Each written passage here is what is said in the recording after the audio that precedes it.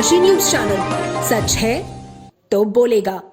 श्री रामानंद विश्व हितकारिणी परिषद एवं वैष्णव विरक्त संत समाज काशी के संयुक्त तत्वावधान में 8 से 14 जनवरी तक सप्ताह व्यापी श्री भक्तमाल कथा विद्वत गोष्ठी सम्मेलन व विविध आयोजन गुरुधाम स्थित श्री राम मंदिर प्रांगण में किया जाएगा। ये आयोजन श्रीमद जगत गुरु रामानंदाचार्य की 723वीं जयंती महोत्सव के उपलक्ष्य में किया जाएगा। इस बात की जानकारी प्रेस वार्ता के दौरान काशी पीठाधीश्वर स्वामी डॉक्टर रामकमल दास वेदांती ने दी। वहीं स्वामी डॉक्टर रामकमल दास वेदांती ने बताया कि समापन अवसर 14 जनवरी को भव्य शोभा यात्रा 80 से निकाली जाएगी। इस दौरान उन्होंने बताया कि सनातन वैदिक हिंदू धर्म के लोग आपस में ही एक दूसरे को हीन भावना से देखते हुए उन्हें एक दूसरे से दूर कर रहे थे। इन सारी परिस्थितियों के कारण हमारा भारतवर्ष आंतरिक दृष्टि से विश्व के क्षितिज में कमजोर होता जा रहा था। इन्हीं विषम परिस्थितियों के बीच स्वयं प्रभु राम ने रामानंदाचार्य जी के रूप में अवतार लेकर सदगुरु कबीर, संत शिरोमणि रविदास जैसे विभिन्न जातियों के महापुरुषों को अपना शिष्य बनाकर सनातन वैदिक हिंदू धर्म को एकजुट कर भारत को सशक्त व संपन्न बनाया।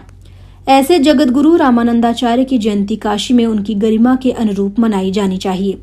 इसी उद्देश्य को लेकर 7 दिवसीय स्वामी रामानंद जयंती का समायोजन रखा गया है, जिसमें सभी हिंदू संप्रदाय के आचार्यों, विभिन्न मतांतरों के उपासकों के सम्मेलन का कार्यक्रम रखा गया है।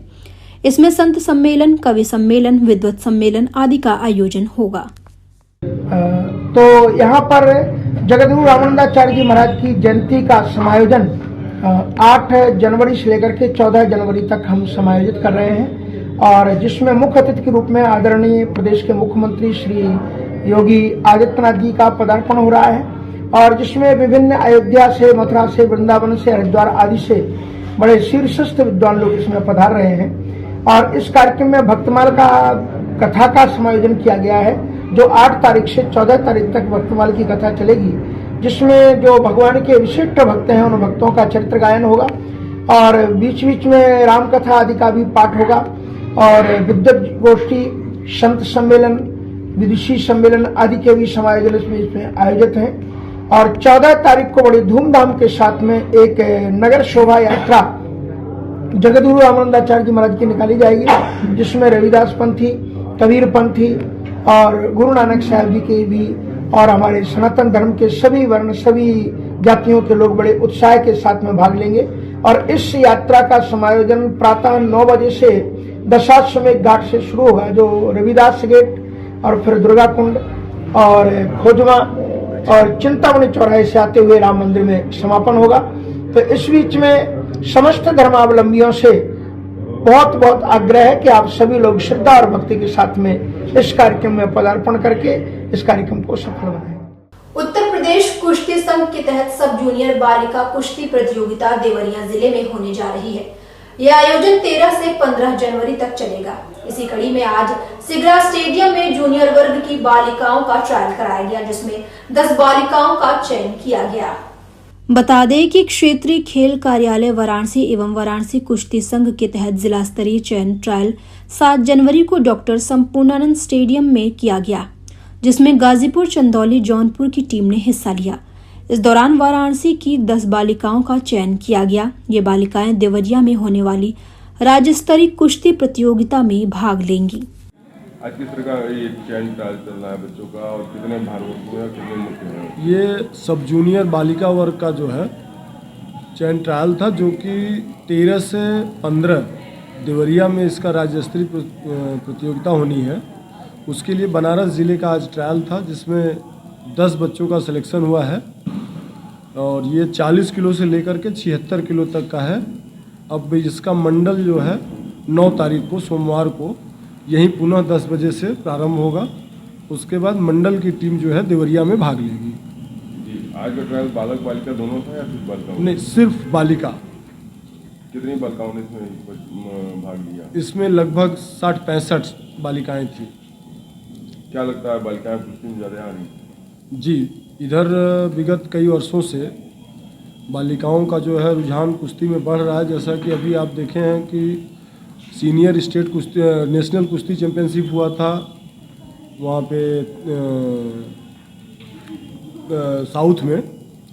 वहाँ पर जो है हमारे यूपी में 10 मेडल पड़े थे, जिसमें बनारस के 3 मेडल पड़े थे, जिसमें 3 में 2 बालिकाओं का मेडल था, पूजा यादव और मानसी यादव ने, जो कि पूजा यादव ने अर्जुन अवार्डी पूजा ढांडा को हरा करके ब्रॉन्ज मेडल जीता था।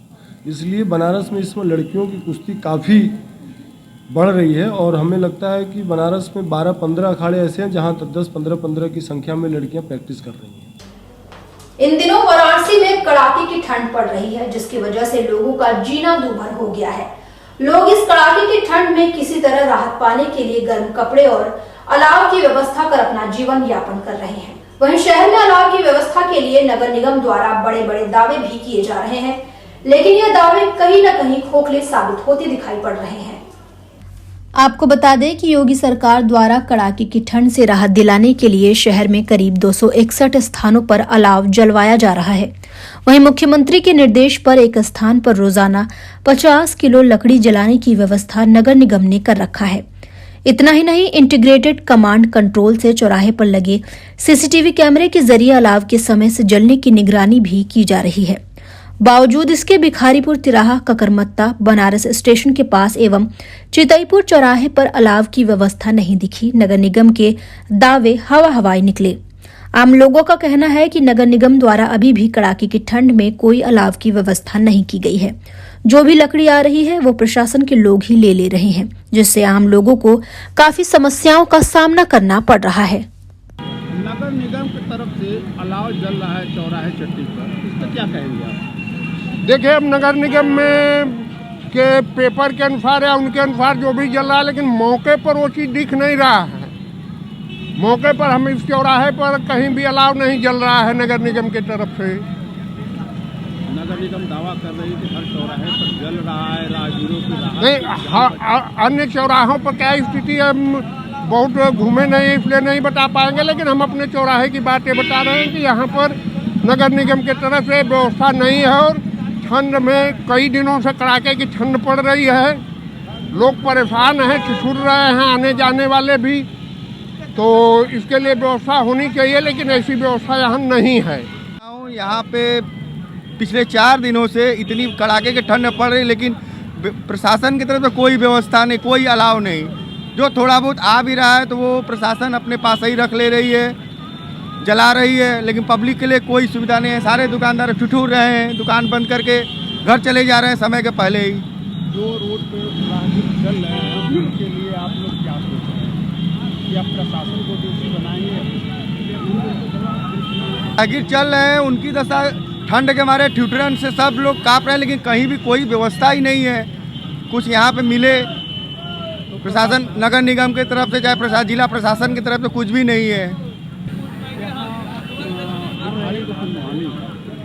यहाँ पे अलाव जल रहा है या नहीं?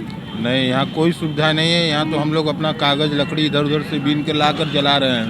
इतनी ठंडी, इतनी कड़ाके की ठंड पड़ रही है, हम लोग तो कैसे कैसे मैनेज करें, लेकिन और लोगों जो चलते फिरते आ जा रहे हैं उनका क्या दशा होता होगा।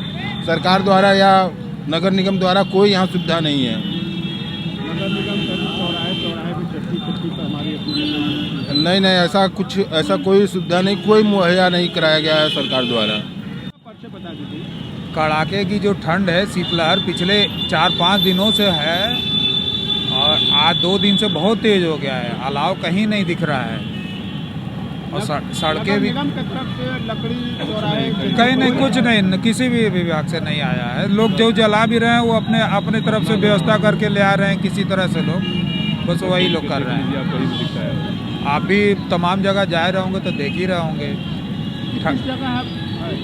ये सब हम लोग भिखारीपुर तिराहे पे हैं, साथ ही आप बगल में एक देख रहे गड्ढा यहाँ पे है, पिछले 6 महीने से है। पानी हमेशा पड़ता रहता है, लोग फिसल के सुबेरे शाम दिन भर में कई बार लोग गिरते चोटिल होते हैं, एक्सीडेंट भी होता रहता है।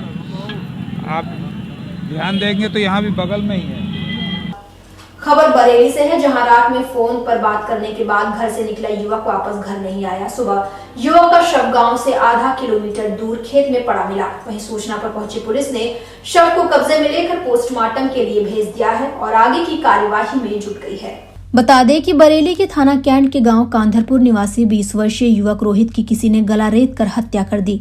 मृतक रोहित के चाचा शिव कुमार ने बताया कि रोहित इलेक्ट्रीशियन था, वो प्राइवेट बिजली का काम करता था। घर वालों की माने तो देर रात किसी का फोन आया, रोहित घर से चला गया, उसके बाद से घर नहीं आया, मोबाइल बंद जाने लगा और उसका कोई पता नहीं लगा। दोस्त और घर वाले रोहित की तलाश में जुट गए। वहीं सूचना मिली कि किसी युवक की लाश खेत में पड़ी हुई है। जब जाकर देखा तो रोहित की लाश खेत में पड़ी हुई थी, जिसकी गर्दन कटी हुई थी और गर्दन पर कपड़ा बंधा हुआ था।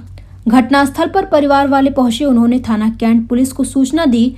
वहीं मौके पर पहुंची पुलिस ने शव को कब्जे में लेकर पोस्टमार्टम के लिए भेजा और जांच पड़ताल में जुट गई है।